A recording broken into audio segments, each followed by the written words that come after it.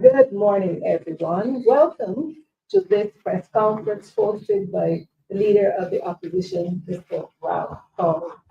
As you know, the Democratic Labour Party is celebrating a very significant anniversary this year, its 70th anniversary.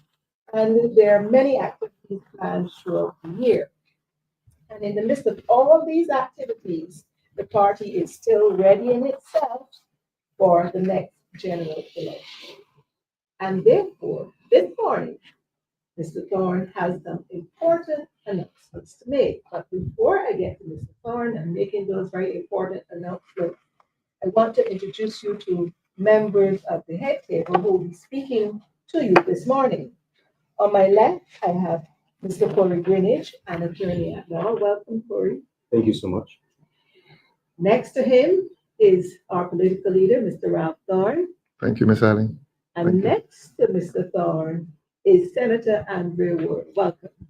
Good morning and thank you. Thank you very much. So now I hand over to Mr. Thorne. Thank you very much, Rose, and good morning to viewers. The business here today includes the announcement of two candidatures for this party in the next general election. The parish of St. John, constituency of St. John, and the constituency of Christchurch South. The two of those must be done together because of the connection between the two. And I want to say to you that further to many requests which began last year in 2024, I've made the decision to contest in St. John so that it is not an individual decision. I feel honored that many persons in St. John asked me to contest the next election in that constituency, and I am happy to accept, although with mixed feelings in having to leave Christchurch South. Allied to that, obviously, would be the question of Christchurch South, and I'm very, very happy to introduce, in a sense, our candidate in the next election, Mr. Cory Greenwich, who, as you've heard, is an attorney at law. Now, the point needs to be made, and the point needs to be made further to a lot of public speculation. Many persons in the public domain have been asking, well, if you're contesting the next election in St. John, what happens to Christchurch South? When I go to Parliament on Tuesdays or on any other day that the sitting occurs, you will hear the speaker say, when it is my turn to speak, he asks the representative, the member for the constituency of Christchurch South, to address him. That will continue to be so. I continue to be the representative for the constituency of Christchurch South. My candidature in St. John relates to a future event. It relates to the election, the next election in St. John, so that let the point be made clear that I continue to be the representative for the parish of Christchurch South until such time as Parliament is dissolved, and then at that point in time, upon nomination day, I will be officially made the candidate for the constituency of St. John, except though that my work in Christchurch South continues, and as it turns out, I will have to be working in St. John as well. I can assure you that I am not daunted by the task, and I will continue to do my work in Christchurch South, and I will proceed upon my political work in St. John. In fact, I'm very pleased to tell you that since last year, as you know, I crossed the floor in February 2024, and I continued my work in Christchurch South. We continued with our annual children's summer camp, which generally speaking is in August, and I'm pleased to tell you that it continues this year. In fact, we just yesterday completed the first week of that children's summer day camp. I think we have about 30 children. I visited yesterday along with Cory, happily so, and that camp is continuing. Next week, I want to say to you and to the media and to the people of Barbados, and indeed to the people of Christchurch South, that I am happy to continue that work. And when I leave here today, I go to St. John to start to embark on similar community projects. Now, the people of St. John, several people in St. John had urged me over the past few months to make the announcement, but I deferred to the party. I deferred to the councils of the party. And just this week, the councils of the party formalized my ratification as the candidate for St. John. I have respect for the party and the councils of the party, and therefore I had to delay that announcement. And I want to say to you that my selection was done as all other selections. It's a democratic process, and I had to defer to and respect that process. I want to say to the people in Christchurch South, I'm extremely proud of the work that I have done. I'm extremely proud of the work that I will continue to do, and it is with a sense of great excitement that I proceed to do similar and perhaps more work in St. John. I want to say to you as well how proud I am, Christchurch South, that even while I was a member of the parliamentary government, I fought the government on a proposal to transform the St. Lawrence swamp into a marina. And I had the courage, if I may say so myself, I had the courage to oppose the government's plans in relation to that, and we succeeded. Together with those plans had been also a proposal to acquire lands, private lands, in the vicinity of that St. Lawrence swamp, and we fought against that as well. I will be double checking to see with the ministry to see where those plans for compulsory acquisition stand. But we fought the government on that. I remember on the occasion, Minister Simmons and Sutherland were invited to a meeting. They came in a town hall, which I organized. If I may say so myself, we held a second town hall. And at that second town hall, we took a poll among the residents and the constituents of Christchurch South, and unanimously, all of the residents voted to oppose the proposal to transform the St. Lawrence swamp, a wetland, into a marina, and I'm very proud of that. There are other things that have been done in the constituency. We agitated from day one, I was agitating for the rehabilitation of the South Coast Road. As you know, that's Highway 7. It subsequently was done. I don't take all the credit for it. In fact, ultimate credit must go to the Ministry of Transport and Works that did the work. We had upgrades to the Burinda Cox market. I think my participation is acknowledged on a plaque there, but neither here nor there. We got that done. We agitated, we succeeded with that, with the upgrade to the Burinda Cox market. We succeeded with that. Where we did not succeed was in persuading government to build a slipway for the boats at Oistins. We brought in an engineer, local engineer, foreign engineer, and we were shown a vehicle on which the boats could have been placed and safely brought to harbor in the boatyard. It's perhaps the largest boatyard in Barbados. It's the most beautiful boatyard. I don't agree that it should have been enclosed, but that's another issue. But we did not succeed in persuading government to have that slipway done, to purchase the vehicle, and to bring the boats to safe harbor in the event of a hurricane. As you know what happened last year, those boats were damaged in the Bridgetown facility, so that we will continue to agitate against government for the provision of that facility. I wrote to the Ministry of Culture a few years ago in relation to the dormant facility, the library at Oistins. My proposal was that we should have a reopening of the library, and not only a reopening of the library, obviously with a coffee shop and so on, but importantly, I propose for a museum, a local museum, a museum on the local arts, which would be Calypso, all of the books written.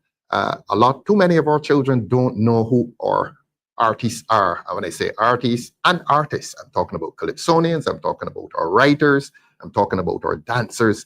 Our young people in Barbados are drifting culturally, and they do not know who are our artistic heroes. And my proposal was that Oistins was the perfect place to locate this museum. I wrote to the ministry. I met with the then minister on location, Mr. John King. We had extremely cordial exchanges. I formalized my proposal to him. Nothing has happened. In fact, in the aftermath of that, we're hearing that government proposes to relocate the Oystins Town Centre on the other side of the road for tourism facilities. But I want the public to know that that had been a part of the work that we had been doing. There's a large stretch of land at Carter's Gap, and I went there in the company of the Prime Minister. I think Mr. William Duguid was there as well, and we agitated for that large recreational area to be transformed into a playing field, certainly cricket, football, and not only cricket and football, but an area for the elderly to recreate under trees and so on and have dominoes played. The government has not done anything. We visited in the company of several senior public servants. The Prime Minister at the time, the Prime Minister was there at the time, and that has not come to fruition. And we will continue, Cory and I will continue to agitate for that. We sent in proposals in terms of the environment. We sent in proposals for the establishment of gardens, green areas at Ashby Land and Harmony Hall. We were successful in that. And I want to say to you, certainly in terms of the Ashby Land garden, which the residents have respected and the young people there have kept it. You can't be too modest sometimes. So I will say that that land belongs to an elderly resident of the area. And I was able to draft a legal document in which she would make this land a loan to the National Conservation Commission. So the garden you see at the Ashby Land area, which is very well kept, I'm told, that was done further to a legal document that I prepared, presented to the Ministry of the Environment, and the young people there have been respecting that green area.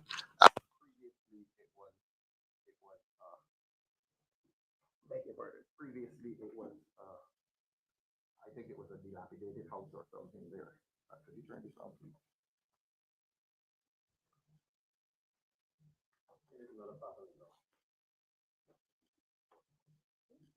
Oh. Thank you very much. Thank you. Sorry about that. These things happen. You're hearing me? Yes, thank you. Yes, previously it was a dilapidated house and we got a green space created there. And what is important, what is significant is that that green space was donated on loan, not by conveyance, not by permanent transfer, by a resident of the area. The area at Harmony Hall, we got that converted as well into a park and green area. And we're very pleased about that. In terms of community activity and sports, everyone knows we had organized several events. Prior to COVID, we had done the big road tennis tournament at Dover. COVID came along and interrupted that. All those things will be resumed, I can assure you. Then there's the last year, as you know, after the hurricane, the boats were destroyed, and not only boats were destroyed, but the livelihoods of people were destroyed. And as you know, this constituency has one of the more significant fishing communities, the Oystins fishing community. We agitated for assistance to the boat owners, to the fishermen, and to the vendors. Today, we are still unhappy that the vendors have not been compensated in a way that we would have hoped, although the boat owners were compensated to an extent, the fishermen were compensated to an extent, the vendors were compensated with one payment, and we are not satisfied with that payment. And look, it hasn't ended. We're going to continue to agitate for assistance to the vendors who are in the main, ladies, the fishermen, as the word implies, they're in the main men, and we can't explain why the government would have discriminated against women in terms of offering assistance to those persons. So that is just a summary of some of the work that has been done in Christchurch South. As I said, I'm extremely proud, not only of myself, but the team that worked with me. And I'm proud of the people of Christchurch South who cooperated at all times, who knew that this is work that had to be done, and who asked me, and I remain humble, that they asked me to be their representative in Christchurch South. And I set about, as a matter of duty, constituency duty, to see that this work was done. I feel very specially about children and some of the work that was done. I think we were probably one of the few constituencies in Barbados which had a Saturday morning reading program for children. And that was done for a couple of years until, beg your pardon? Yes. Reading classes. We did reading classes on Saturday mornings, and that was a full day. The academics were on the morning period, and then during the afternoon, we used to have what we call the artistic side of things, folk singing, dance, and so on. COVID brought an end to that. We were extremely proud of it. But as I said, the summer camp started, it was interrupted by COVID, and we have resumed that. And as I said, Cory and I visited yesterday, and it's a wonderful ongoing event. There are other aspects of the representation which will remain private, because I think that when you assist people, they should remain dignified. And what the assistance programs that we do, particularly in September with the children returning to school, and at Christmas when people want to feel a measure of cheer, we have a program for that. I'm not going to give details, simply because I think people are entitled to the dignity of privacy, even when you think you're doing good, and even when they're receiving charity. I think they're entitled to the dignity of privacy. So I'm not going to publicize that. I will leave that, but it will continue, Cory. It will continue. So that is a synopsis. I'm looking at my notes here. That is a synopsis of the marvelous work that has been done, not only by myself, but in tandem with the people of Christchurch South who had been accepting of it. I want to pause and congratulate the Atlantic Shores Group and the Graham Hall Group, who had been involved in a recycling project. And these were all things that I supported. I supported the very idea that communities should get together and harmonize their efforts. And I always felt very proud of those projects at Graham Hall and in Atlantic Shores, those recycling projects. And it was such a wonderful thing to see children being involved. They would come by on Saturdays, and it became a playground for them, but it became wholesome community activity. We are going to continue to agitate that Oistins should remain the property of the local people of Oistins, that there should be no tourism project which ever displaces the people in the Bay Garden. There should be no tourism project that ever displaces the people in the market. I would like, again, unless there's some compelling security cause, I would like to see the fence removed, because a boatyard should remain an organic part of that community. And we have tourists and locals who like to just walk through. And I don't think the fence does a lot for the image of that locality. So, as I say, that is a synopsis of the work that has been done in Oistins and Christchurch South. I want to say there are other aspects of the work that had been done. I would, as I said, for the sake of people's dignity and the right to privacy, I will leave that and say how happy I am to have been the representative, and how happy I am to continue to be the representative. And let me make it clear again, I continue to be the representative, except that when Parliament is dissolved, my political interests will switch. My individual political interest, that is, switches to St. John. As party leader, obviously, I'm expected to be involved in all 30 constituencies. Again, let me thank those persons in St. John who, since last year, approached me and suggested that I should switch to St. John. And while I will leave in future, while I will leave Christchurch South after dissolution, with some sadness, it's been a really good time that I've had. I will press on to St. John with a degree of optimism, a degree of excitement. St. John is not. St. John, as some of you know, is not for me foreign territory, but I am honored to receive the invitation to go there. St. John had several concerns, and when I think of concerns in St. John, now, as you know, St. John used to be the parish with the most plantations. So it is a rural community. It is an agricultural community. It is not a happy state of affairs that Poland, for example, has had some houses erected on Poland on agricultural lands that used to bear potatoes and so on. And the houses are abandoned. That's part of the Hope Project. And we know about the Hope Project. There's nothing hopeful about Hope. Hope is a disaster. Hope is a zone of despair for this country, and it has affected St. John. So that the question will be, what happens to those houses through which grass is now growing? It is an agricultural plot which has been destroyed by this government in its housing trust. Obviously, as a representative, you are concerned about bus service. It's a rural community and not everybody will have a car, so you'll be concerned about the bus service. Obviously, you're going to be concerned about garbage collection services as well, since St. John is far away from the various SSA depots. Everybody in Barbados is concerned about crime and security. I don't think St. John has been as affected as others, except that we had a fairly violent incident there some short time ago. We've had incidents in recent times, incidents of violent crime committed in St. John and committed against the people of St. John, whether in St. John or otherwise.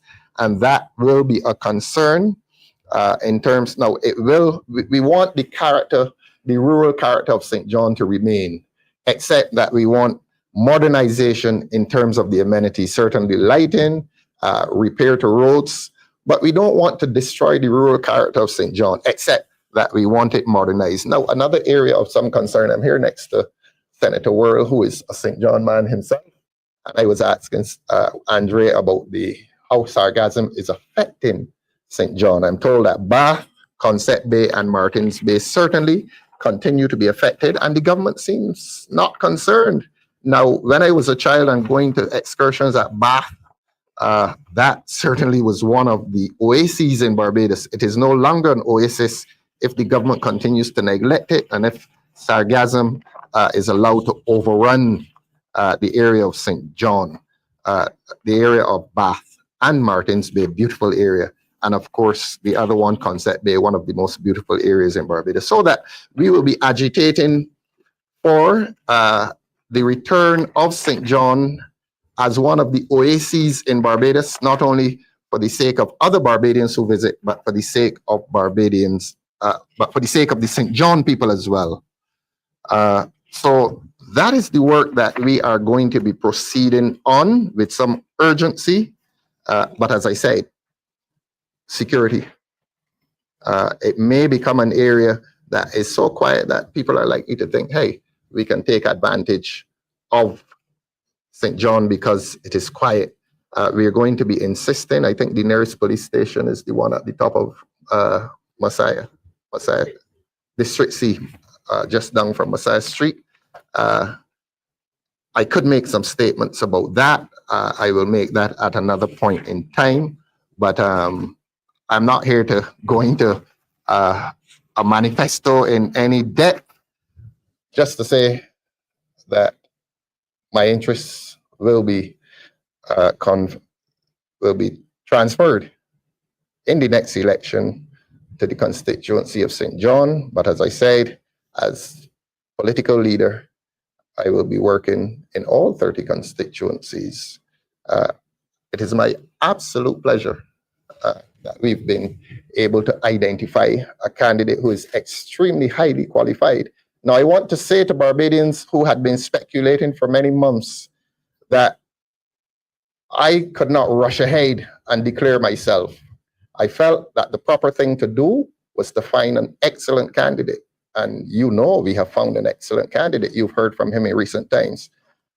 What I did was called unselfishness. I couldn't go ahead and name myself and leave Christchurch South without some future prospect of representation. So I'm extremely happy that Cory Greenwich has been ratified. In fact, Cory and I were ratified on the same night this week.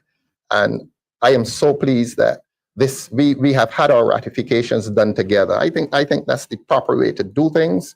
I did not think that it was for me to rush ahead and name myself and then be rushing all over Barbados looking for a replacement candidate. Cory, I'm extremely happy that a person of your quality will be the representative for Christchurch South at the next election. I am absolutely confident that with your quality, with your sense of humanity, your sense of compassion, your sense of civility, that you will succeed in this constituency. I know the constituency well, and I'm absolutely certain that you will be a success. I will work with you in the constituency as I will work in all 30 constituencies. And I want to wish you well. You're a decent young man. I know that. And I know that the people of Christchurch South will embrace you as they have embraced me. But just let me say, mixed feelings. I will continue to be there as you and I were there yesterday. I repeat this, you and I were there yesterday. We have some appointments there next week as well. Certainly. And perhaps one evening I'll be able to take you to St. John to a joint thing. I'm going to St. John today to plan a community event for that constituency.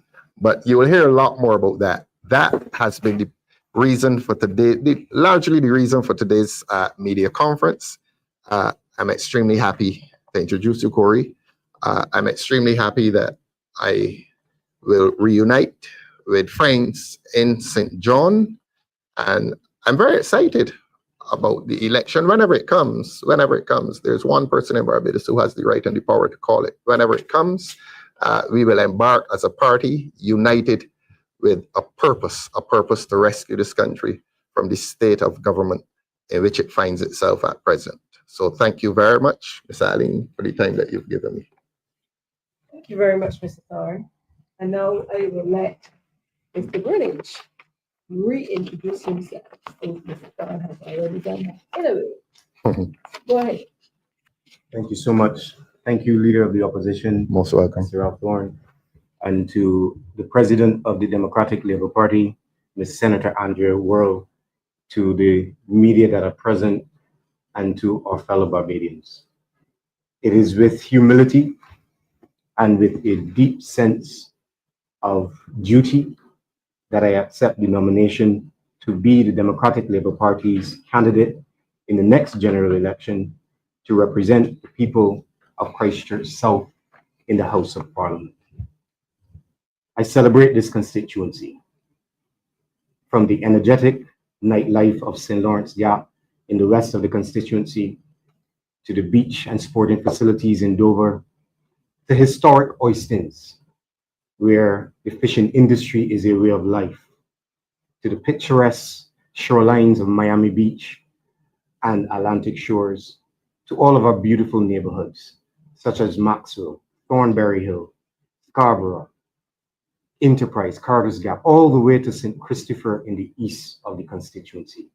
We celebrate this constituency as a blend of business districts and residential homes flooded full of Barbadians, hard-working Barbadians, and we celebrate them. I grew up in Christchurch, raised by a single father who passed on those virtues of hard work and discipline as far back as my formative years, all through primary school, where I attended what we used to fondly call back then as the Water Street Boys School. Vacations were spent running up and down the neighborhoods all the way down to Miami, and especially on Sundays, where you had a special treat to leave the Miami Beach barefooted and 2 tones darker, to hurry down to Skeet's Bakery in Oistins to get the fresh turnovers fresh out of the oven. But those were simpler times. Those were safer times. Those were times where Barbadians did not always have a lot, but they had enough. And we know that those times have changed. Barbadians in Christchurch South and all across this nation are grappling with unprecedented levels of criminal activity and gun violence in our neighborhoods, in our barbershops, in the food court at the mall, in our gas stations. Our sons and our young men are dying on the streets, and our elderly are being attacked and robbed, even sometimes in their homes. Barbadians are struggling to make ends meet. Many of us know of the experience of walking up to the cash register and taking out one item out of your basket at a time as you listen to every single beat on the cash register and watching the monitor, looking to see and hoping that you don't have to leave an item back because you cannot afford it. We hear of braggadocio economic policies that talk about debt to GDP ratio and foreign reserves, but we seldom hear of the specific pocketbook issues that touch the Barbadian people specifically in their economic well-being. Barbadians in Christchurch South and all across this nation are vexed about legislation that is foisted down our throat, whether we like it or not, like the tint legislation, masquerading as some policy to fight crime, when we all know that it is just another way of putting economic hardship on Barbadians who now have to find hundreds of dollars to either remove and or replace tint on their vehicles. And if they cannot, a legislation that imposes heavy fines upon law-abiding citizens of Barbados. This government, in the last 2 elections, enjoyed the support of the voting public. But after 7 years in power, it is now evident and obvious that this government no longer concerns itself with the things that concern the people, that they have taken that broad support for granted. Constituents of Christchurch South, this is why I am here today offering myself as your future representative in the House of Parliament. When I have walked every inch of this constituency and I have gained your trust and your support, I will wake up every morning and I will fight for the rights of you in Christchurch South and the rights of the citizens in this country. I will fight for your safety. I will fight for your economic well-being and the things that concern your pocketbooks. I will fight for your future and the future of your children and your grandchildren. I joined with the opposition leader today and my other colleagues in the Democratic Labour Party as we serve notice to a government that has become comfortable taking your constitutional rights for granted. A government that has become comfortable with not being concerned with your economic well-being and are willing to offer outsiders your bounty from the fat of the land. I will be there.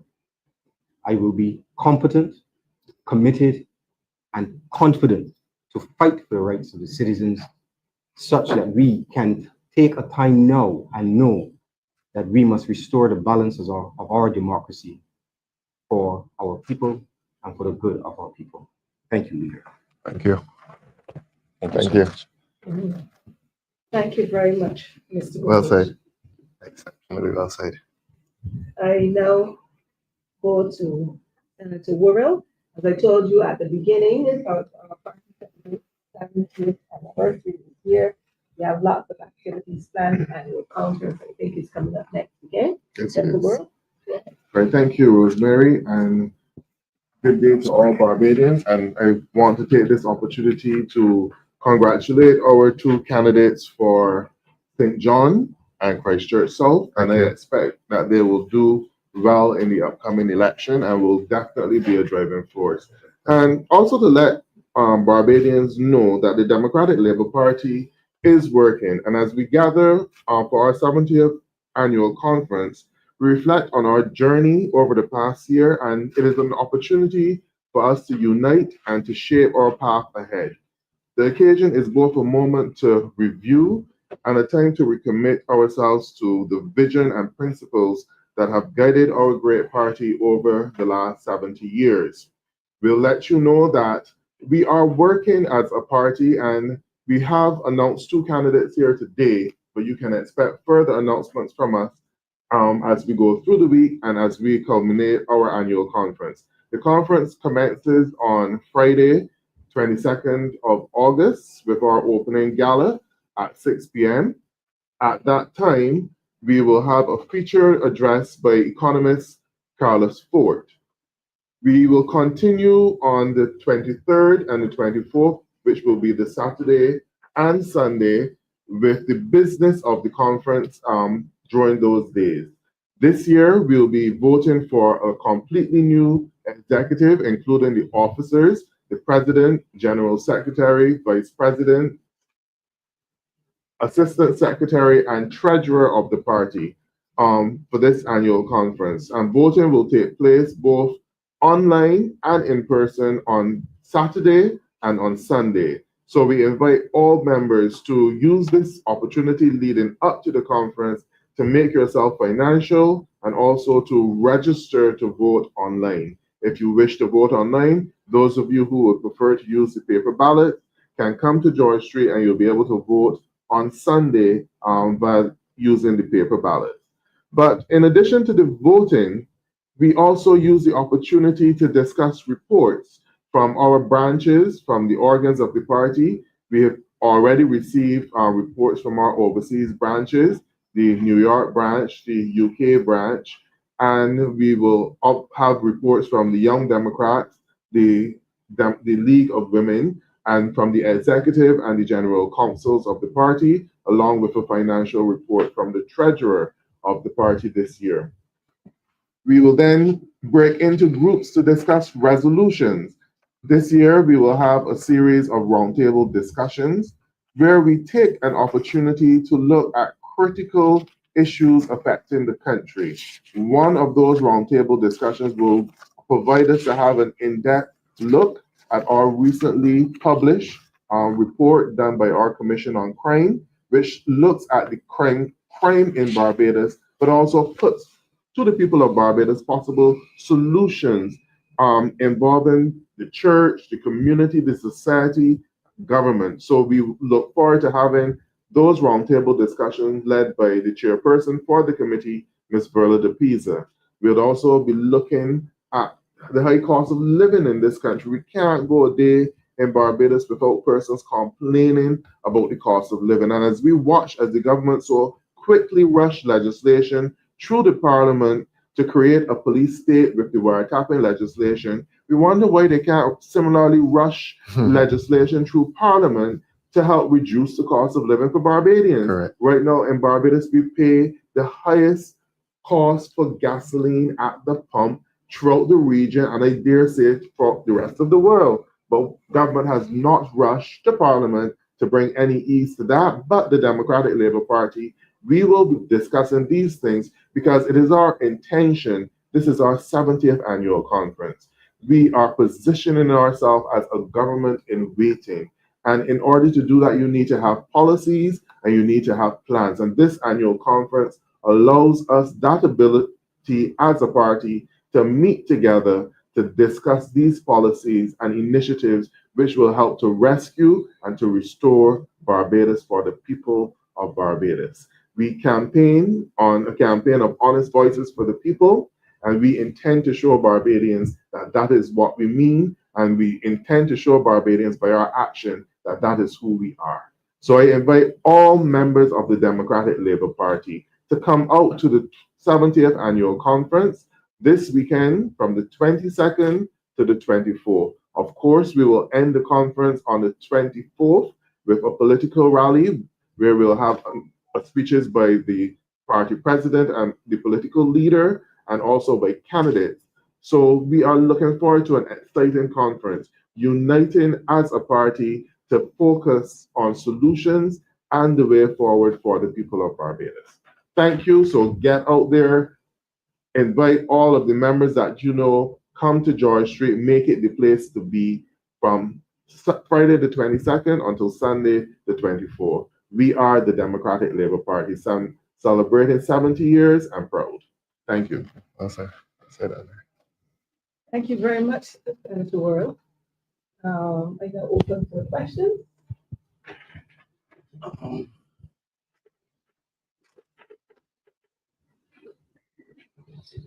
Seems like I'm the only media present, so you have quite a while with me, position leader on. First question from you. How much Could you go into the specifics Mhm. as to the rationale behind your decision to go to St. John and contextualize it by Mhm. was it a political strategy move? Was it commitment to St. John? And then also the second part to that question, Mhm. what would you say to persons who see this more as a political strategy, political how should I phrase this? Opportunism rather than commitment actually to the people of St. John. How would you respond to such critics? All right, let me repeat what I said when I made my statement earlier, that this was a response to an invitation from the people of St. John. And in fact, I could tell you exactly where that first conversation took place. I was at a meeting, and a very upstanding member of that community said, look, we've been discussing it. Would you consider coming to St. John? I was extremely surprised, and I was honored. And today I'm humbled to say that I have accepted that invitation, which came last year. And by the time I went to St. John and did what is called a soft canvas, I discovered that a lot of people were saying, look, we want you here. And I felt extremely honored. This seed was planted by persons in St. John, and I was invited. It's not a decision that I made. I've gone there on invitation. I've not foisted myself. I have gone there on invitation. The second question as to strategic, well, I don't know. History is replete with examples of persons who have contested in one seat and transferred to another. I mean, our local history is replete with that. So it is nothing new. For one reason or another, people transfer from one constituency to another. I cannot speak for the others. I can speak only for myself. And you must believe me when I tell you that I made a decision to accept an invitation. I did not make a decision to transfer my interest. The seed was planted in me and in my mind by the people of St. John. I'm humbled and honored to accept the invitation. And it went through the party councils like any other, and ratification was done just this week. And I will repeat what I said. Before I finalized and before the party finalized that move, I made it my personal political business to ensure that Christchurch South, when the next election comes, would not have been without a very competent representative. And you've heard Mr. Greenwich today. I could not have left Christchurch South unless I was satisfied that we were leaving with Christchurch South competence. And not only competence, but integrity and dignity. And you've seen this gentleman. Barbadians have heard him over the last few days and weeks in representation of, well, in protest against new legislation. So that I have married the two. The decision to accept an invitation to St. John married with a desire that Christchurch South should continue to have, if I may say so myself, competent representation. And the two happily, this is a happy day, the two happily have happened together. St. John has been a constituency that the DLP has long enjoyed its support for many decades. Mm-hmm. Lost that support Mm-hmm. in 2018 and up to present, it seems. Yes. What's the strategy in regaining the trust and rebuilding that base and that one such fortress of solitude that existed in St. John? Our first That trust. bastion, sorry. Our first trust is in God. Our first trust is in God, and that is where we begin with that trust in God. You would have heard our slogan in recent times: "Honest voices for the people." We speak honestly. We speak with integrity as to the issues, and St. John will not be an exception. We are going to cover this island with our manifesto for change and for progressive change. We are going to cover this island with an insistence, as Cory said, that a government will have to do something about the cost of living. We are going to cover this country, not only St. John and Christchurch South, but we are going to cover this country with an insistence that Parliament should take crime seriously and begin to pass laws against criminal activity, and not only pass laws against rampant criminal activity, but that laws must be passed for the protection of people. We will remove from the statute books any legislation which gives authority to a government to tap people's phones and listen to their private conversations. We are going to do that. We are going to ensure that proper bail legislation comes to this parliament. We are going to ensure that anti-gang legislation comes to the law books of this country, because the time has come when the people of this country must be able to sit in their homes and be safe. They must be able to stand at bus stops and be safe.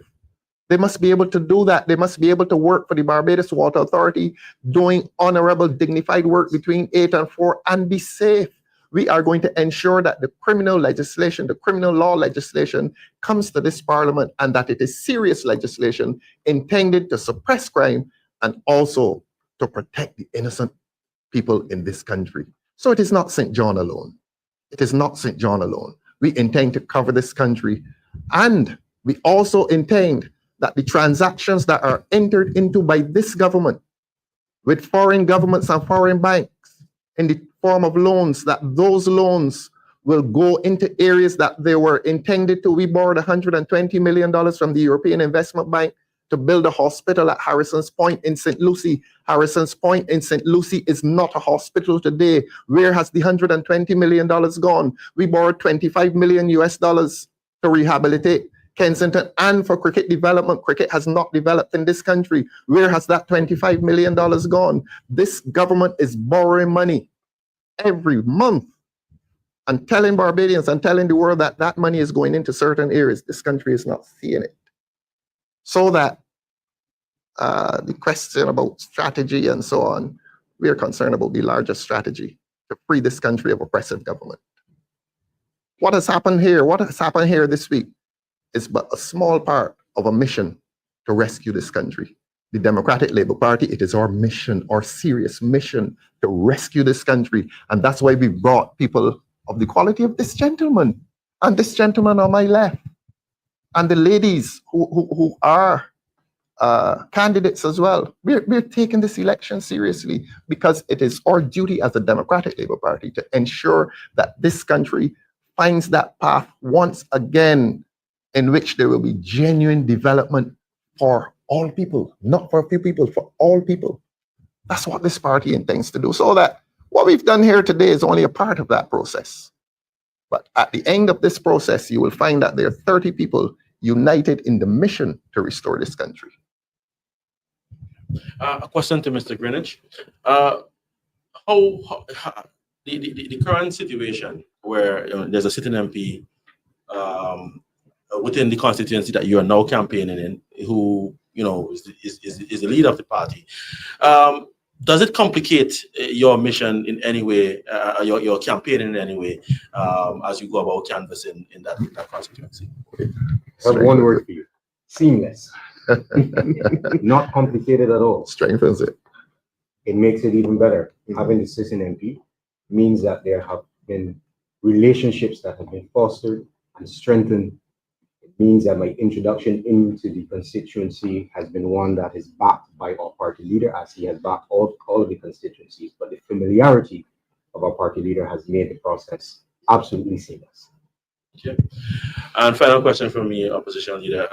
In terms of the remaining slate of candidates, how much more left to be filled, and how? And what's the timeline for those to be filled? I took advice from Senator Worrell, and I think there would be 4 others.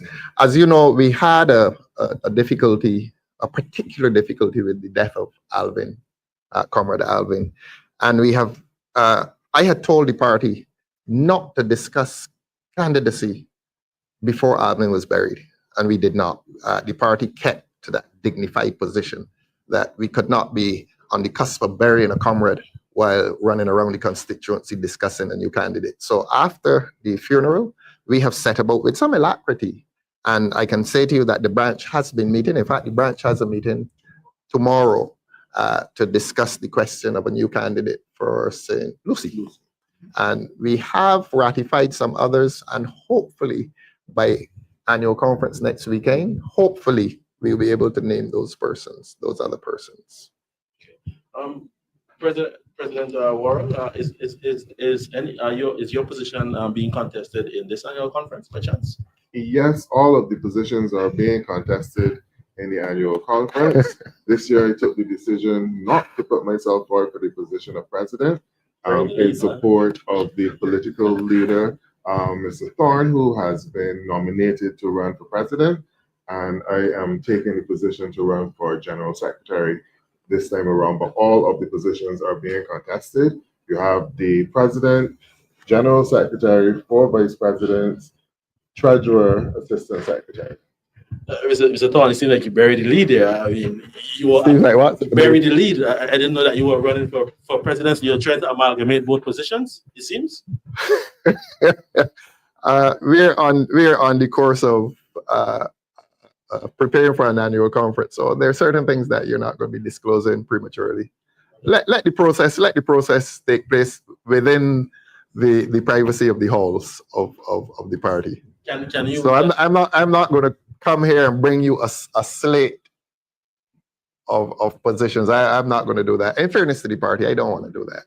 At least can we at least have the persons that are contesting the key positions? That information would be made available at the party conference. Yes, not prematurely like this, and not publicly. Well, you're good.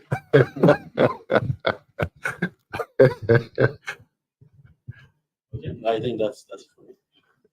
Okay, Rose. Okay, well, that's it from us here at the Office of the Leader of the Opposition. Thank you so much for joining us. And don't forget, tell your friends and your family and come out and support the annual conference coming up next weekend. So for me, goodbye. Until next time. Thank you. Fred, Cory, you're exceptional.